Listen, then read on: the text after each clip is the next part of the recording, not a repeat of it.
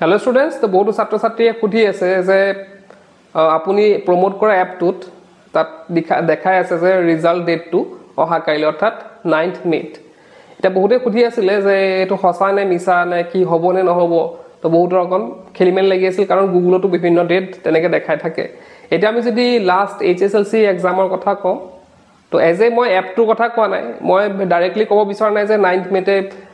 মানে ৰিজাল্ট দিব কিন্তু এজ এ এপটো যদি আমি যাও আমি যদি এইচএসএলসি এক্সামৰ কথা কওঁ তেতিয়া বহুতে খুদিছিলে এইচএসএলসি এক্সামৰ যেতিয়া ৰিজাল্ট ডেটটো তাত দিয়া হৈ আছিল তেতিয়া বহুতে খুদিছিলে যে ৰিজাল্ট দিব নে নিদিব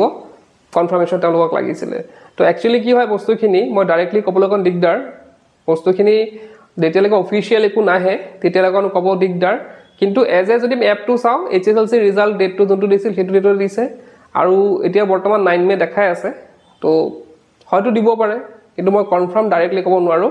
আৰু যদি দিয়ে তোমালোকে হয়তো আজি নোটিছখন পাবাই অলপ পিছতে হয়তো নোটিছ পাই যাবা বা টুইটাৰত হয়তো কিবা পোষ্ট তেওঁলোকে দিব আৰু হেকিন দিয়াৰ লগে লগে মই তোমালোকক দি দিম তো বৰ্তমানলৈকে ধৰি ৰাখা হয়তো দিব পাৰে কাইলৈ গতিকে আগতীয়াকৈ সকলোকে মই শুভেচ্ছা জ্ঞাপন কৰিছো যিসকলৰ ৰিজাল্ট ভাল হ'ব সকলোৱে যাতে আশা কৰা মতে তেওঁলোকে ৰিজাল্টটো পায় তো এইখিনি আছিল আজি ভিডিঅ'ত ক'ব এতিয়া হায়াৰ সেকেন্ডাৰী সেকেন্ড ইয়াৰ ৰিজাল্ট চেক কৰিবলৈ তোমালোকে প্লে ষ্ট'ৰত যাবা প্লে ষ্ট'ৰত গৈ টাইপ কৰিবা আসাম 12 ৰিজাল্ট 2024 তো টাইপ কৰিলো তাৰ পিছতে আমাৰ যোনটো ফাৰ্স্ট এপ্লিকেশন আছে 10 to 12 board result হেতু ক্লিক কৰিবা আৰু ইনষ্টল বটনটো ক্লিক কৰি দিবা তো আমাৰ সোৱা ডাউনলোড হৈ আছে এতিয়া তো ডাউনলোড হোৱাৰ পিছতে আমি কি কৰিম তাক ওপেন কৰিম ওপেন কৰাৰ পিছতে আমাৰ ইয়াত বোৰ্ডটো সিলেক্ট কৰিব লাগিব আমি কি কৰিম আমি ডাইৰেক্টলি সিলেক্ট কৰিব পাৰো বা আসাম বোৰ্ড আমি টাইপ কৰিব পাৰো তো আসাম বোৰ্ডটো আমি সিলেক্ট কৰিম তো আসাম বোৰ্ডটো সিলেক্ট কৰাৰ পিছত ক্লাস 12 সিলেক্ট কৰিব লাগিব